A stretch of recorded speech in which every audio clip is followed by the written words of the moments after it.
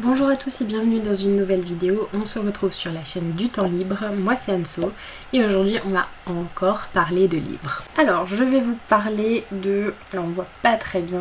Voilà. Les contes rouges du chat perché de Marcel Aimé. C'est publié aux éditions Folio Junior. Déjà j'aime beaucoup la couverture, je tiens à vous le dire. Les petites illustrations me plaisent bien. Donc là encore c'est un livre que j'avais trouvé d'occasion, je crois à Emmaüs, quelque chose comme ça, ou à un marché aux puces, je ne sais plus. C'est quelques petits contes, alors je crois qu'il n'y en a même pas une dizaine. 2, 4, 6, 7. Voilà, il y a 7 petits contes qui sont très sympas à suivre. Je vous parlais des illustrations, je vais aussi vous montrer qu'à l'intérieur on en a. Voilà, à peu près à chaque page. Donc j'ai bien aimé ça parce que pour les enfants, ça permet d'avoir une image sur ce qu'ils sont en train de lire. Je trouve ça important. Ils avaient peut-être pas la même exactement en tête, donc ça leur apporte toujours un petit plus qui leur permet d'accrocher. Voilà, puis c'était très sympa. Voilà. Ça leur permet aussi d'aller un peu plus vite dans la lecture puisque les pages se tournent beaucoup plus vite quand il y a des illustrations que quand il n'y a que du texte. Donc c'est toujours un point positif pour les plus jeunes. En ce qui me concerne, j'ai beaucoup aimé parce que ça se lit vite, même si on a un français qui est plus vieux, il y a certaines expressions que je trouverais peut-être pas, qui sont des fois un peu compliquées, hein. C'est du français pas totalement soutenu, mais un peu de l'époque, donc il faut s'y remettre, hein. C'est comme quand vous lisez une pièce de théâtre de Molière et compagnie, le langage n'est pas le même, donc pour se remettre dans le mood des fois, voilà. Mais malgré ça, ça se lit très bien, très vite. Le point positif aussi, c'est qu'à la fin de chaque conte, finalement vous y réfléchissez, vous avez une petite morale à apprendre, c'est très important surtout pour les plus jeunes. Du coup dans tous les contes on va suivre Marinette et Delphine qui sont deux enfants, deux jeunes filles, je sais plus quel âge elles ont, un peu moins de 10 ans, quelque chose comme ça. Qui vivent dans une ferme avec leurs parents et les animaux de la ferme. Il y a un chat, un cheval, un chien, un cochon, il y a des canards, des poules, voilà, vraiment toute la basse-cour. Déjà, ce qui est appréciable, c'est aussi pour les enfants les plus jeunes que les animaux parlent. Donc, ils ont aussi une conscience, ça c'est très important.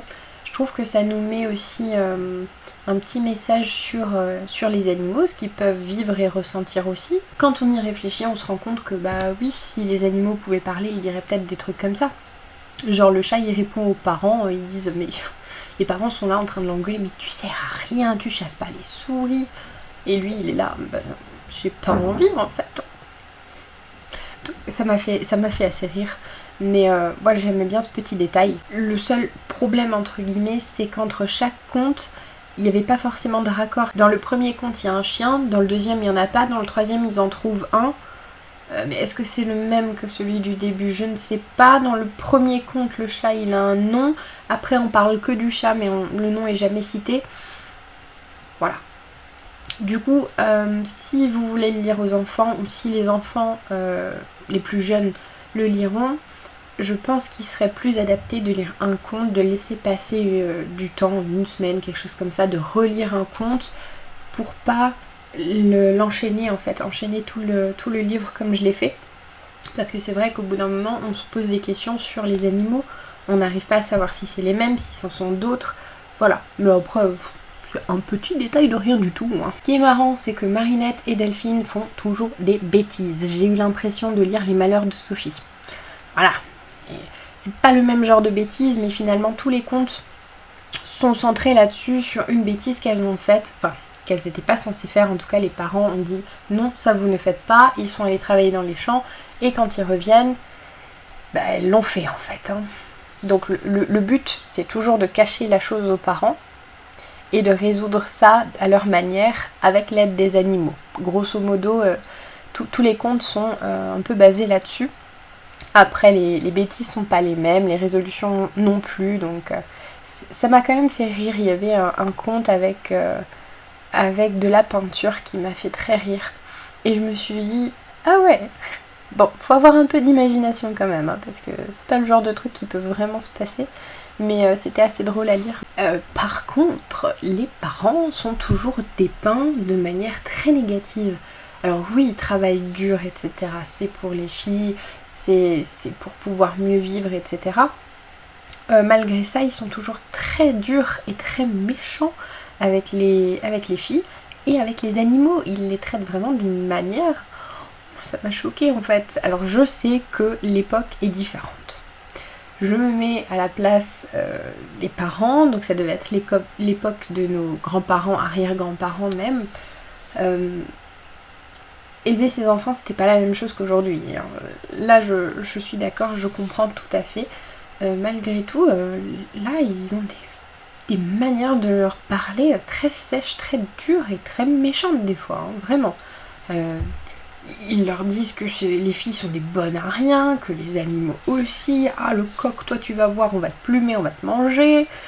Oui, on se doute que si vous avez des bêtes, c'est aussi pour les manger plus tard. Ceci dit, il y a manière de dire les choses. Et alors les filles, elles sont là, mais non, mais on va pas manger le coq, on va pas manger le cochon. Voilà, c'était un peu... Il y a des choses un peu perturbantes quand même. Malgré tout, comme dit, j'ai beaucoup aimé, c'était très sympa à suivre. Ce qui est marrant aussi, c'est la petite notion d'amitié qu'on a, mais envers les animaux et les filles.